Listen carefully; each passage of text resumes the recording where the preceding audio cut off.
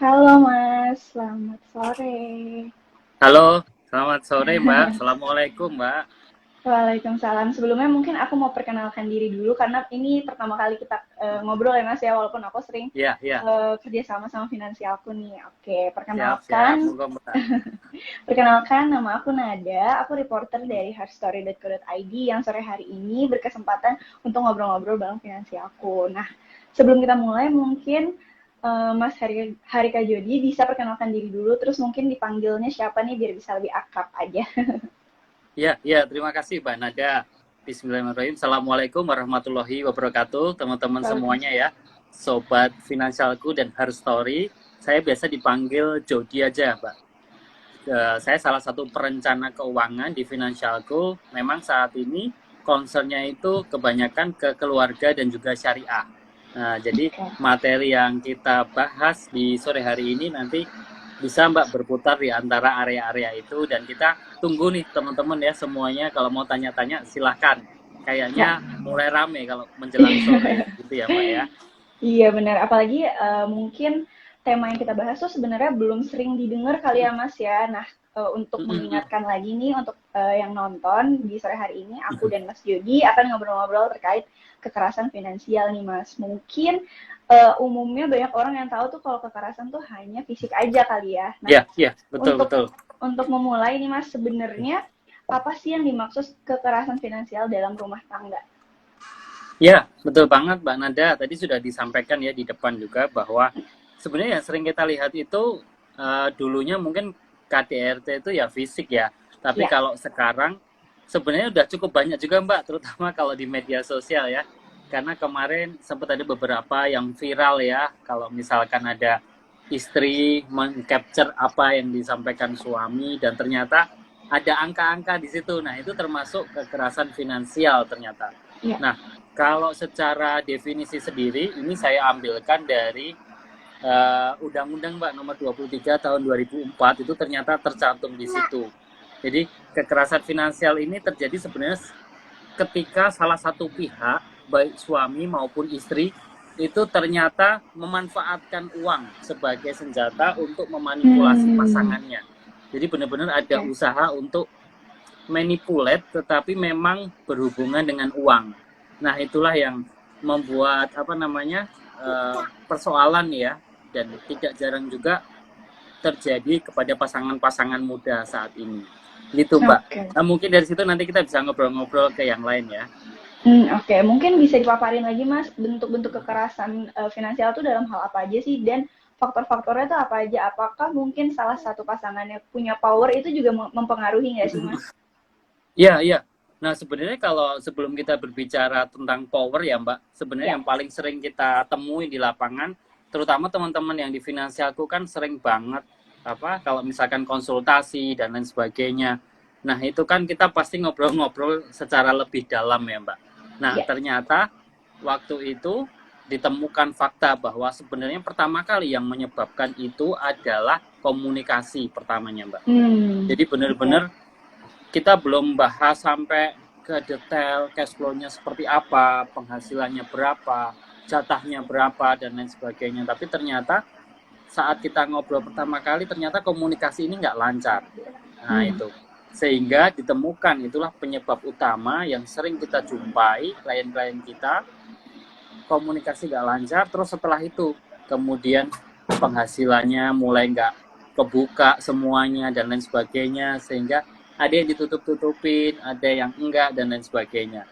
Nah, sumbernya itu Mbak, komunikasi. Nah, setelah itu kita baru bisa mulai masuk ya, mungkin ada yang kayak tadi Mbak Nada sampaikan, ada yang power, kemudian ada juga ada banyak persoalan yang kadang-kadang kita jumpai dari hal-hal yang remeh Mbak. Seperti Ya. misalkan pada saat pacaran mungkin dulu terlalu tabu ngomongin keuangan Ya. gitu. Jadi pas setelah nikah kok kayaknya agak gengsi atau mungkin agak apa ya, mungkin ya nggak terbuka jadinya. Nah, akhirnya dari situ diteruskan akumulasi sampai bertahun-tahun, terus akhirnya timbullah itu KDRT dalam hal finansial. Gitu dulu Mbak, mungkin Mbak Oke. nanti kita bisa bahas lagi yang lebih lengkap. Oke, berarti emang sebenarnya kunci yang paling penting itu komunikasi ya Mas ya. Jadi jangan pernah mungkin segan gitu ya untuk membicarakan soal keuangan gitu ya. Betul, betul. Sebenarnya mungkin kalau komunikasi itu teman-teman sebenarnya jalan ya, jalan Ya. misalkan masalah apa sehari-hari dan lain sebagainya. Cuman kalau misalkan bahas uang, tiba-tiba bahas bener-beneran buka-bukaan nih di dompet tinggal berapa, nah itu biasanya ada yang salah satunya ya manipulate tadi atau mungkin nggak Ya. terbuka. Jadi akhirnya dari situ timbul apa ya namanya ya, bisa jadi anggapan bahwa ya ini masih tabu ngomongin uang sama pasangan, bisa jadi ini dari pendidikannya atau mungkin dari Hmm. apa ya responnya terhadap masa lalunya dan lain sebagainya, sehingga ada beberapa hal yang memang tidak dibuka Mbak, baik itu oleh suami ataupun oleh istri. Nah ini yang harus benar-benar diurai di awal terlebih dahulu sebelum kita bahas nanti penyebab-penyebab berikutnya. Nah, makanya dari situ nanti akan timbul berbagai macam bentuknya. Nah, mungkin teman-teman juga boleh ya kalau ada yang mau komen, apa sih contoh-contohnya bentuk-bentuk kekerasan finansial dalam rumah tangga, sama nanti kita akan bahas satu persatu, Mbak Nada.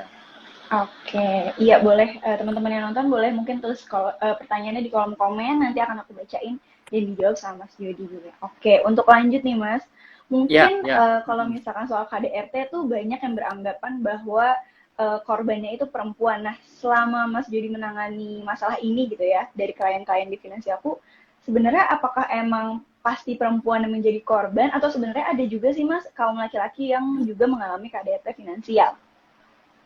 Kalau kebetulan yang saya pegang, yang pernah saya pegang masih perempuan yang korban, Mbak. Hmm. Jadi apa namanya yang saya pegang apa lebih ke kekerasan finansial itu kan belum banyak. Nah, Ya. itu kebanyakan perempuan, tetapi kalau yang teman-teman lain, teman-teman CFP lain itu ada yang suaminya jadi korban. Jadi Oke. benar-benar apa ya? Kebalik-balik. Jadi memang sebenarnya ini nggak fair kalau kita hanya mengarahkan ke salah satu gender aja, karena memang Ya. sebenarnya penerapan di lapangan itu bisa jadi dua-duanya ini saling mengalami kekerasan, Mbak. Cuman memang berbeda masalah. Nah, misalkan contohnya, ini contoh nyata ya, cuman kan kita nggak bahas siapanya.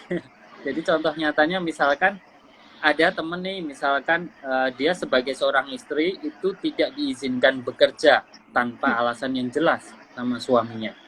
Nah, itu tuh termasuk salah satu bentuk loh sebenarnya kekerasan finansial. Jadi Oke. istri mau aktualisasi diri, mau membantu suami, itu sebenarnya kan diperbolehkan, asalkan memang alasannya jelas. Kenapa nih? Misalkan mencapai tujuan keuangan, atau untuk nabung, atau untuk investasi, dan lain sebagainya. Tapi kalau misalkan ini nggak ada alasan yang jelas, suaminya bilang, pokoknya nggak boleh, pokoknya harus di rumah aja, pokoknya harus jaga anak-anak aja. Nah, itu juga sebenarnya sebuah kekerasan finansial gitu. Nah, hal seperti itu yang kadang sering jarang sekali Mbak, jarang sekali disadari sama Ya. teman-teman ini. Pokoknya harusnya gini, harusnya gitu dan lain sebagainya. Kalau menurut saya sebenarnya itu tinggal dikomunikasikan ke istri, kira-kira kenapa sih nggak boleh bekerja. Nah, mungkin ada hal-hal tertentu yang memang ingin dihindari sama suami atau bagaimana. Tapi kalau alasannya kurang kuat, menurut saya ya fine-fine aja, nggak apa-apa. Toh ini juga ujungnya kan sama-sama pengen membantu tujuan keuangan dalam satu keluarga, kan begitu. Ya, Nah, betul. itu baru satu contoh, Mbak. Nah, nanti kita coba ya kupas satu persatu.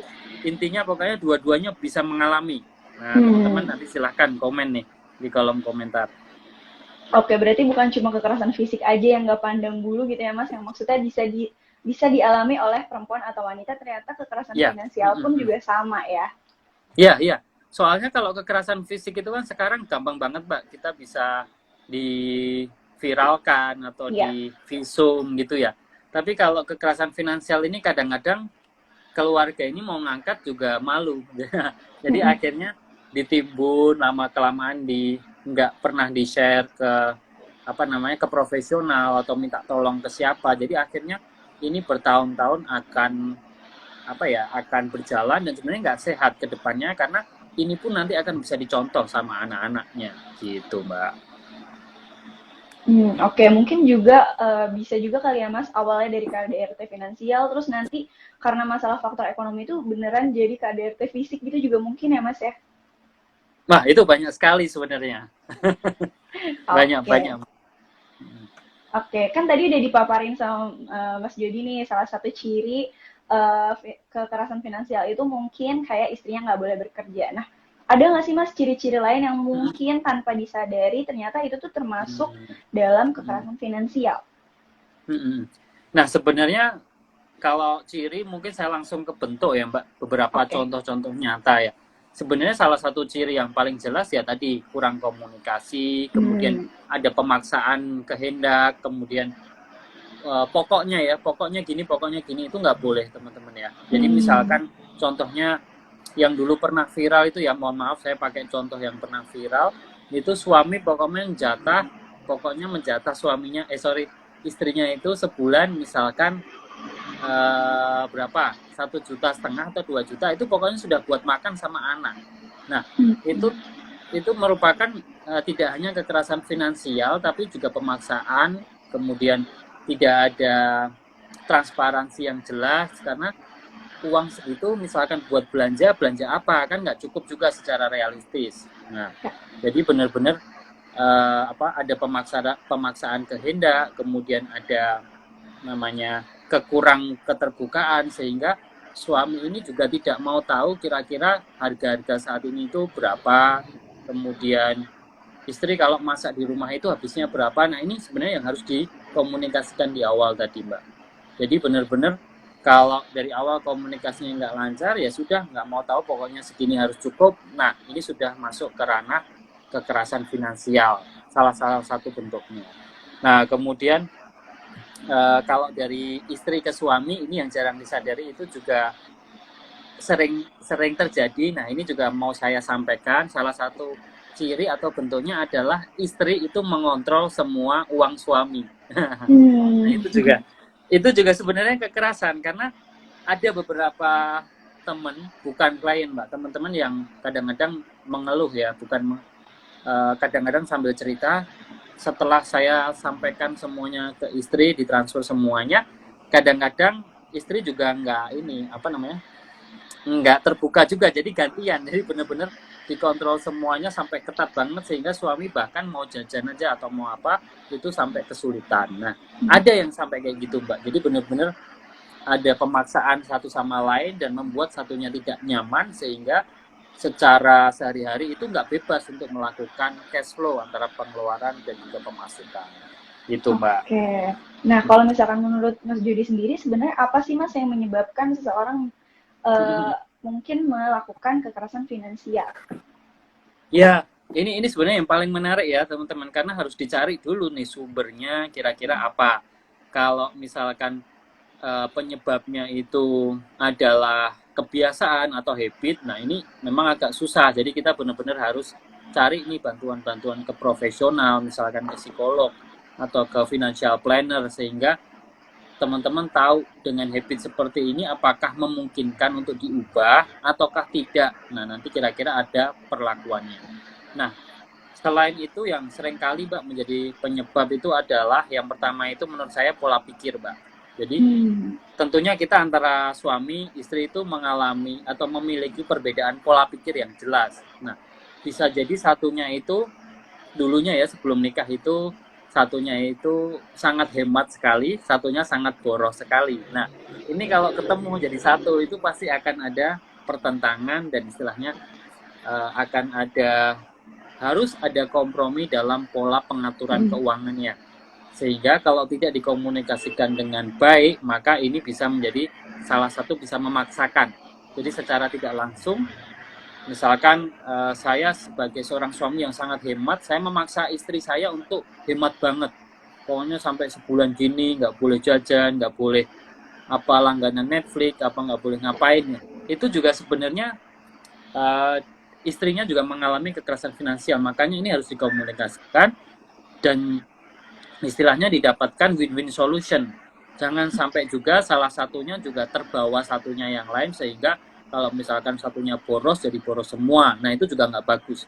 Pokoknya kan kalau rumah tangga kita masuknya ke kompromi dan juga istilahnya ketemu di tengah-tengah, sehingga apa yang baik buat keluarga itu yang akan dilakukan, yang tidak ya berusaha kita tinggalkan walaupun sulit atau susah. Nah, itu yang pertama, Mbak.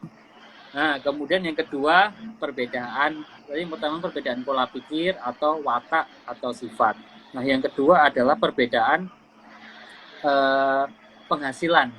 Perbedaan penghasilan ini sangat-sangat pengaruh sekali, apalagi sekarang itu banyak juga teman-teman di luar sana yang istrinya itu menghasilkan lebih banyak dari suami. Ya, siapa tahu istrinya influencer atau selebgram ya. Jadi sekali endorse bisa dapat gaji sebulan suaminya. Wah, mungkin bisa kayak gitu tuh. Nah, itu harus dikomunikasikan sih, karena sebenarnya kalau saya sendiri sebagai seorang financial planner, saya melihat tujuan besarannya dulu apa. Nah, kira-kira kalau keluarga memiliki tujuan besar, itu tidak masalah siapa yang lebih menghasilkan satu sama lain yang lebih besar. Yang paling penting adalah pemahamannya, dan juga ini kan kita pakai strategi. Jadi kira-kira saat ini mungkin istrinya berpenghasilan lebih besar, tapi kan kita nggak tahu, Mbak, ke depannya. Yang jelas kalau misalkan Allah itu menurunkan rezeki itu kepadanya, itu kepada satu keluarga, bukan salah satu, bukan istri atau suami.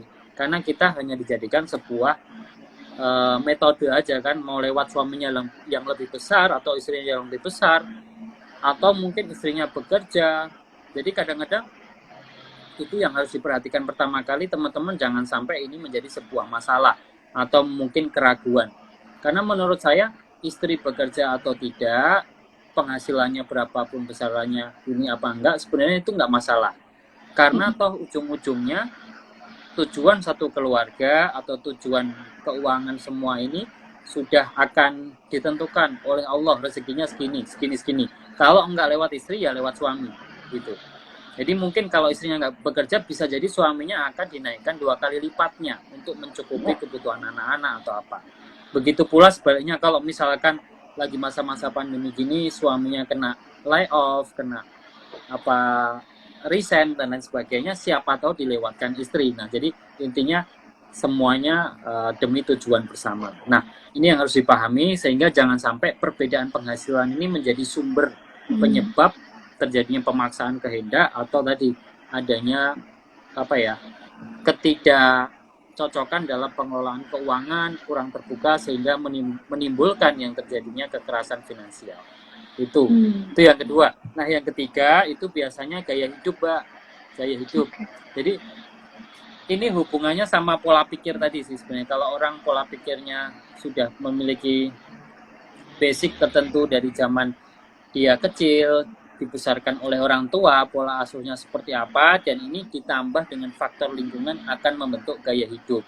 Nah, gaya hidup ini juga harus benar-benar dikompromikan. Jangan sampai setelah menikah, teman-teman ini pasti akan memiliki gaya hidup dengan suami, pasti ini. Contoh paling gampang adalah tempat makan. Nah, kadang-kadang kan kalau orang mau makan, pasti akan pilih-pilih dulu kan, kira-kira nyamannya di mana, apakah di warung kaki lima, ataukah di mall, ataukah di toko-toko, dan lain sebagainya. Nah, ini salah satu gaya hidup yang perlu dikompromikan. Jangan sampai cash flow atau tujuan keuangan yang ada itu berantakan gara-gara perbedaan gaya hidup ini. Nah, oleh karena itu ini sebenarnya salah satu PR yang harus teman-teman semuanya buka nih di awal pacaran atau awal nikah dan lain sebagainya. Kira-kira masuk nggak sih gaya hidupnya sama aku? Nah, gitu. Makanya kan kadang-kadang cowok-cowok itu kan juga mundur juga, Mbak, kalau tahu yang cewek-cewek itu ternyata gaya hidupnya suka nongkrong di sana. Padahal mungkin itu hanya setelah pas gajian dan lain sebagainya. Nah, itu perlu dikomunikasikan, karena kan kita juga tentunya secara pribadi nggak cocok juga kalau ketemu orang yang gaya hidupnya terlalu jauh dengan kita. Nah, ini yang harus diperhatikan, sehingga teman-teman bisa nih milih calon pasangan yang sekiranya ini bisa dikomunikasikan dan dikompromisikan sehingga tidak terjadi masalah di kemudian hari. Nah, itu sih, Mbak, yang secara garis besar. Kalau misalkan nanti ada tambahan, kita bisa nih tambahin lagi ke depannya. Oke, berarti sebenarnya 3 hal itu tuh bisa dilihat dari sebelum menikah mungkin ya, Mas ya? Harusnya bisa, tapi kebanyakan ditutup-tutupin, Mbak. baru keluarnya biasanya keluar bener-bener itu setelah menikah. Ini kalau dari pengalaman saya dan juga teman-teman ya, nggak tahu kalau misalkan Mbak Nada atau teman-temannya yang lain mungkin ada yang berbeda. Tapi kalau saya sendiri itu pernah ada teman yang pacaran sampai 8 tahun, Mbak. Itu bener-bener dia tahu sifat yang sebenarnya itu baru setelah menikah. Itu. Jadi Berarti emang menurut jangka saya waktu kenal nggak mempengaruhi. nggak bikin, ya betul. Ya, Oke. kalau saya kalau persepsi pendapat saya itu nggak pengaruh Mbak, mau kenal 6 bulan, mau setahun, mau 2 tahun, ada hal yang benar-benar baru kita ketahui setelah menikah, gitu Mbak. Oke. Nah, kan tadi kan udah bicara penyebabnya gitu ya, Mas. Nah, kalau misalkan dampaknya sendiri nih untuk korban ya, korban yang mengalami kekerasan finansial tuh apa aja sih, Mas, dampaknya? Apakah bisa juga mempengaruhi kesehatan mental kita? Halo, agak agak putus-putus Mbak Nada. Oke. Tadi baru sampai mana nih, Mas? Ini sekarang udah jelas? Iya, ya, sekarang udah jelas Mbak. Nah, yang tadi Oke, pertanyaannya maaf, mohon berikutnya maaf tadi ya. Mbak. Hmm. Iya nih, namanya virtual gini pasti ada gangguan sinyal ya, Mas ya. Iya, Mohon maaf pasti buat apalagi semuanya yang apalagi nonton. musim hujan Mbak. Iya, benar-benar. Oke, mungkin aku lanjut pertanyaannya nih. Kan tadi kita udah ngebahas soal penyebabnya nih, Mas. Nah, kalau misalkan dampaknya sendiri untuk korban yang mengalami kekerasan finansial tuh apa aja sih, Mas? Dan apakah itu juga bisa mempengaruhi kesehatan mental kita? Iya, iya itu mempengaruhi banget sih Mbak menurut saya. Tapi dampak utamanya sebenarnya adalah ini ya, eh, tidak tercapainya tujuan keuangan ya. Kalau dari sisi financial Oke. planner ya, karena kita tentunya kan dalam berumah tangga itu kan punya tujuan-tujuan finansial ke depan. Misalkan Ya.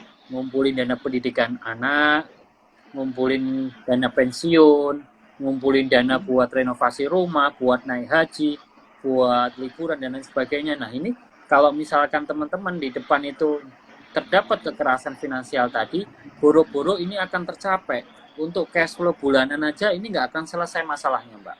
Sementara kalau untuk cash flow bulanan kita nggak selesai, misalkan contoh paling gampang ya, kita jatahnya istri itu kurang, tetapi memang suaminya nggak peka dan nggak ditambah. Nah, itu pasti istrinya akan gundah gulana, galau bagaimana dia bisa memenuhi cash flow bulanannya dengan budget yang terbatas dari suaminya. Maka tentunya dia akan menambah penghasilan atau mungkin menambah pemasukan lain dan lain sebagainya, dan itu akan membuat energinya, fisiknya itu terkuras, tidak hanya mengelola rumah tangganya, tetapi juga mencari tambahan penghasilan.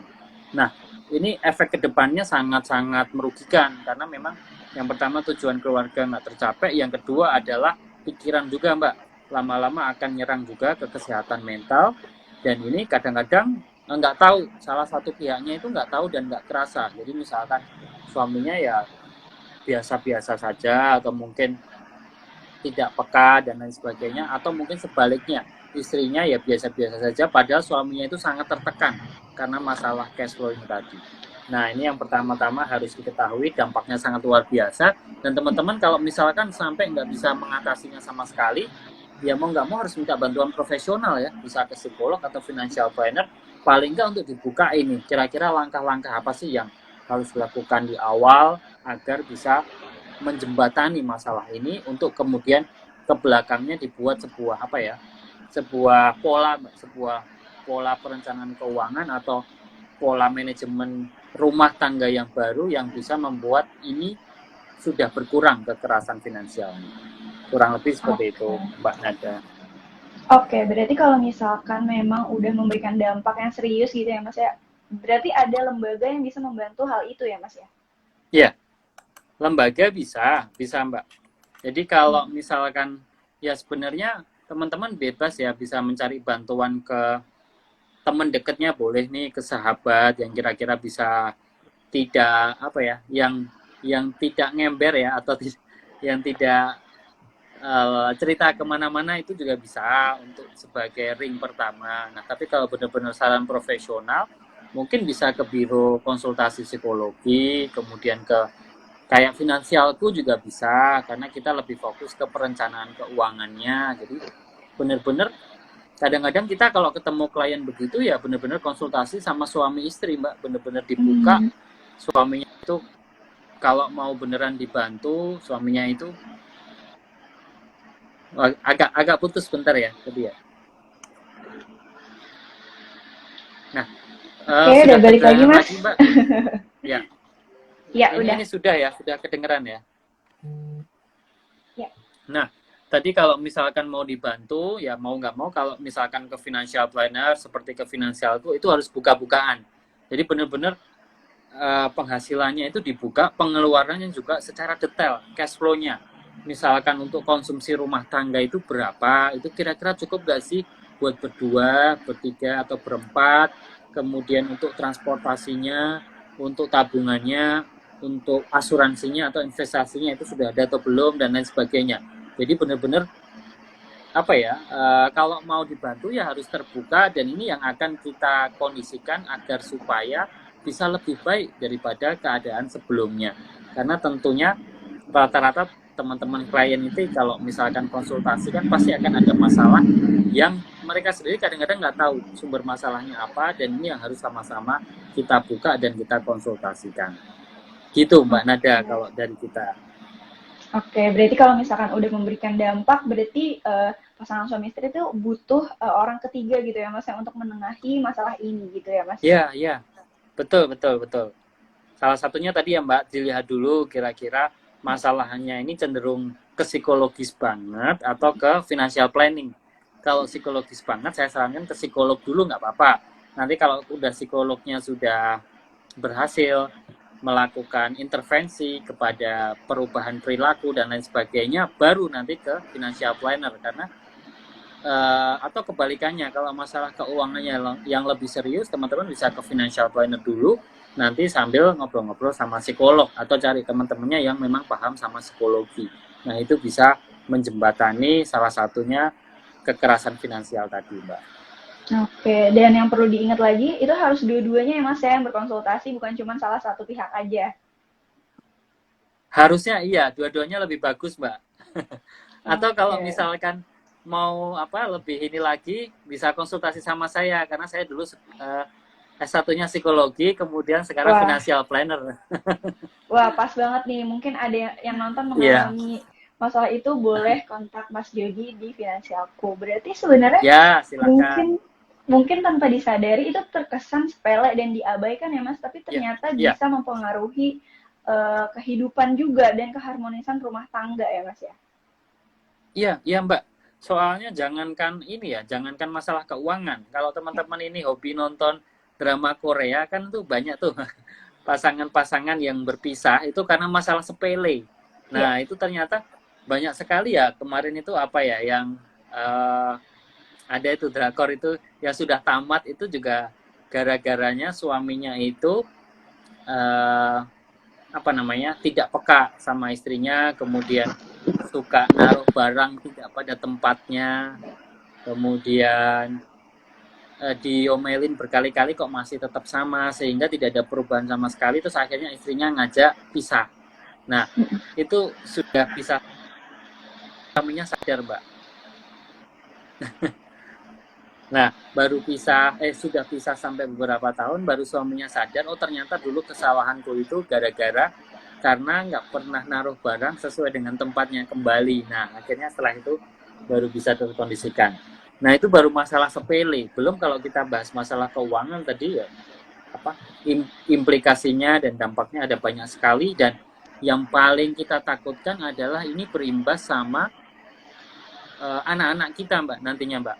Misalkan anak-anak nantinya jadi tidak punya konsep dalam mengelola keuangan yang baik, atau misalkan anak-anak tidak diajari perencanaan keuangan yang baik dan benar, sehingga nantinya pada saat anak-anak sudah besar, sudah berkeluarga, takutnya dia akan mengulangi kesalahan serupa yang dilakukan oleh orang tuanya. Nah, itu yang benar-benar kita jaga, yang harus benar-benar kita hindari, karena sebenarnya anak-anak kita itu ya contohnya kita sendiri. Jadi benar-benar yang kita lakukan setiap hari itu bakalan dicontoh dan diingat oleh anak-anak kita semua. Gitu, Wah, Mbak. berarti berdampaknya sangat signifikan ya Mas ya. Iya, iya, sangat-sangat sekali. Oke, nih ada satu pertanyaan yang masuk. Sebenarnya tadi udah disinggung, cuma mungkin bisa baru join lagi nih, Mas. Aku mungkin membacain dari Mutiara ARP. Pertanyaannya itu, tanda-tanda kekerasan finansial bisa kelihatan dari pas pacaran gak sih, Mas? Dan mungkin bisa dipaparkan contoh-contohnya. Oh iya, jelas Mbak ya, Mbak Mutiara ya. Jelas banget ini kelihatan kok kalau pas pacaran, apalagi kalau pacarannya udah lama, tentunya pasti pasti akan kelihatan. Tinggal kita sedikit peka dan sensitif ya kira-kira oh ini itu merupakan kekerasan finansial atau bukan. Nah, salah satu contohnya kemarin yang sempat viral itu waktu split bill ya. Mbak Oh Nadia iya ngikutin iya ya. ya, Hmm. ya betul Nah, betul.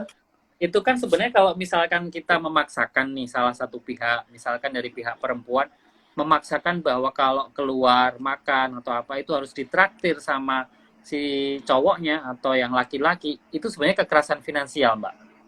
Nah, itu sudah Oke. masuk nih, sudah tahap-tahap awal. Karena nggak sama sekali nggak mau gantian misalkan. Atau sebaliknya, misalkan yang laki-laki pokoknya maunya kalau keluar dibayarin terus sama yang perempuan. Nah, itu juga sudah jelas bahwa oh ini jangan-jangan cuman mau nyari ininya doang nih, nyeretin doang nih jadinya. Nah, hal-hal seperti itu teman-teman harus peka, tandanya itu bisa kelihatan pada saat waktu pacaran ataupun tidak gitu. Nih, itu salah satu contohnya ya, Mbak ya. Yang kedua misalkan apa namanya? eh, Kalau pacaran itu apa ya kira-kira ya? Mbak Nada ada pengalaman nggak, Mbak Nada? Kebetulan aku mungkin karena nggak sadar aja kali ya Mas, ya. Soalnya kalau misalkan soal keuangan tuh emang mungkin masih apa ya, kayak sulit banget gitu loh dibicarain. Kalau misalnya contoh-contoh kayak nonton gitu, kalau misalkan aku yang bayar makan, terus sisanya yang bayar tiket film, itu tuh sebenarnya udah adil kah atau gimana sih Mas? Atau sebenarnya kita sebelum jalan nih, sebelum mau ngedate gitu istilahnya, itu tuh harus dibicarain dulu atau gimana sih Mas biar mencegah hal-hal tersebut, hal-hal kekerasan itu? Iya, iya, betul. Harusnya kalau udah pacaran udah cukup lama, jadi bukan merupakan surprise atau acara yang tiba-tiba gitu, biasanya diomongin dulu sih, Mbak. Jadi kira-kira nggak apa-apa di depan aja, kira-kira nanti yang bayar makan siapa, yang nonton siapa. Nah, kalau bisa kan lebih baik gantian. Ya. Takutnya kalau misalkan kita nggak diobrolin, terus tahu-tahu salah satu pihak yang akan mengeluarkan, takutnya itu akan membebaninya. Kan Hmm. kan kita nggak tahu kira-kira dia memang beneran lagi ada rezeki atau enggak. Nah, itulah yang harus kita jaga. Jangan sampai pasangan kita itu juga seolah-olah mengeluarkan itu karena terpaksa, karena gengsi Oke. aja. Kalau saya nggak bayarin, ya nantinya diomongin apa-apa gitu dan lain sebagainya. Nah, itu Berat. itu itu yang harus dikompromi dikomunikasikan di awal. Nah, tadi kebetulan saya ingat juga kalau salah satu contoh-contoh yang kelihatan itu mungkin kalau misalkan kita itu kadang-kadang itu apa namanya eh, apa ya kalau istilahnya mengambil ya Mbak, mengambil paksa ya. Jadi misalkan ada tuh dulu tuh pernah ada cerita juga yang viral. Jadi ATM-nya si salah satu orang ini dititipkan ke satunya. Nah, dari Oke. situ kemudian nggak ada perjanjian, nggak ada izin dan lain sebagainya, dihabisin Mbak, ditarik sama salah satu pihak. Nah, itu Oh iya iya. sangat kentara sekali ya, sangat kentara sekali dan itu ternyata korbannya ada banyak, nggak cuma satu maksudnya dia dia begitu tidak hanya kepada satu orang, ternyata pacarnya ada banyak. Nah, misalkan kayak gitu. Jadi Iya iya iya. benar-benar Iya. apa ya? Akhirnya yaitu ya benar-benar penipuan sih kalau menurut saya, tidak hanya kekerasan finansial tetapi penipuan, walaupun mungkin si pasangannya ini nggak ngelaporin atau mungkin nggak mau mengurusi lebih panjang dan lain sebagainya. Nah, salah contohnya seperti itu, Mbak Nada. Nah, silakan kalau teman-teman nih kalau ada yang mau komen atau mau menambahkan ya di kolom komentar, boleh loh kalau mau cerita-cerita juga. Nah, Mas, kalau misalnya kita sebagai korban nih, cara untuk menyadarkan diri gitu ya. Maksudnya kayak kita tuh gimana sih Mas biar sadar kalau sebenarnya kita tuh mengalami kekerasan finansial tuh gimana, Mas? Kalau sebenarnya ya itu kita cek ya Mbak ya, cek ke diri kita sendiri sih. Jadi Hmm. kita benar-benar evaluasi ya mungkin teman-teman ya. Kalau misalkan kalau kita tujuan-tujuan finansial itu kan biasanya kita evaluasi setiap tahunnya seperti apa. Nah mungkin teman-teman juga bisa nih kalau misalkan pas merayakan anniversary sama pacarnya dan lain sebagainya, itu boleh ya kira-kira selama setahun ini kira-kira keadaannya bagaimana. Nah teman-teman harus mulai terbuka juga sih kira-kira secara keuangan itu merasa dipaksa atau merasa tertekan atau merasa terzolimi atau apa dan lain sebagainya. Jadi ini benar-benar teman-teman harus lebih meningkatkan sensitivitas dan kepekaannya. Dan menurut saya kalau salah satu solusinya kita coba kasih target waktunya, Mbak. Jadi misalkan Mbak Nada misalkan ketemu sama cowok yang ternyata dia terlalu banyak menekan lah secara finansial kayak tadi. Nah kira-kira Mbak Nada sampaikan keberatannya bagaimana dan lain sebagainya. Mbak Nada kasih waktu kira-kira sampai 3 bulan ke depan perilakunya berubah apa enggak gitu. Nah kalau ternyata perilakunya sama walaupun sudah kita ingatkan, sudah kita ini dan dia tidak ada itikat untuk memperbaikinya, maka bisa jadi ini sudah merupakan sebuah pola kekerasan finansial. Nah kalau gitu keputusannya balik lagi ke kita, Mbak. Kita berhak bahagia apa enggak nih? Nah itu. Kalau berhak bahagia ya sudah tinggalin aja, kita cari yang lain mumpung belum nikah gitu. Nah masalahnya akan menjadi lebih lebih complicated kalau ternyata itu sudah menikah, Mbak. Kan nggak mungkin kita mengancam mau ya sudah pisah aja, kan nggak bisa. Nah ini mau nggak mau harus diselesaikan karena tentunya ya kalau misalkan memang masih pengen berada dalam satu rumah tangga harus kedua belah pihak ini sama-sama berikhtiar, sama-sama beritikat baik untuk bisa menyelesaikan masalah berdua. Kurang lebih seperti itu, Mbak Nada, kalau dari saya. Oke, berarti sebagai korban pun juga jangan merasa denial ya Mas ya, akan hal yang terjadi kayak gitu. Sebenarnya sekarang udah lumayan banyak yang speak up kok Mbak, karena hampir semua masalah apapun di dalam pacaran, di dalam rumah tangga, itu teman-teman yang perempuan ini saya akuin sudah banyak speak up, karena memang sekarang sudah zamannya sudah digital dan lain sebagainya. Jadi nggak perlu takut teman-teman kalau misalkan memang kita pengen ngejar ya yang tidak adil buat kita, dan terutama memang ini benar-benar nyata adanya ketimpangan dari pasangan itu, sehingga teman-teman boleh menghubungi atau minta tolong makanya ke orang-orang profesional tadi atau orang-orang yang memang bisa menolong teman-teman dalam jangka waktu dekat dan dengan cara-cara yang memang solutif dan bisa dilakukan gitu Mbak. Oke, berarti sebagai korban nggak boleh denial dan jangan takut untuk speak up gitu ya Mas ya? Ya, jangan diem aja karena nanti kalau lama-lama diem biasanya yang melakukan kekerasan akan semakin semena-mena dan lama-lama ini bertahun-tahun akan seperti itu Mbak. Lama-lama kita malah nggak bisa lepas. Karena biasanya akan ada ancaman-ancaman verbal atau fisik yang tadi bisa berimbas ke KDRT secara fisik. Nah, gitu Mbak. Oke, ya. Teman-teman ingat tuh jangan didiemin gitu aja, jangan takut untuk speak up. Oke nih Mas, pertanyaan selanjutnya dari Mbak Endah Sri WA. Pertanyaannya, bagaimana sih Mas tips menyatukan visi dan misi finansial agar sejalan sejak sebelum menikah? Nah, kalau untuk tips menyatukan itu ya sebenarnya teman-teman harus buka-bukaan dulu ya di awal ya, benar-benar kira-kira cash flow-nya berapa nih, pemasukannya, pengeluarannya berapa. Itu sebenarnya lebih baiknya sebelum menikah, Mbak. Tetapi kadang-kadang kalau teman-teman masih malu dan lain sebagainya ya, kalau mau jujur-jujuran ya udah setelah menikah langsung ya kita harus buka-bukaan. Kenapa? Karena memang kita harus menggabungkan antara suami dan istri, karena nantinya yang ada tujuan keuangan itu punya keluarga, bukan tujuan keuangan suami, bukan tujuan keuangan istri. Nah, kalaupun ada tujuan keuangan suami, maka biasanya sepengetahuan istri. Begitu pula sebaliknya. Misalkan contohnya, waktu saya dulu mau nikah, saya sudah memiliki hutang KPR rumah.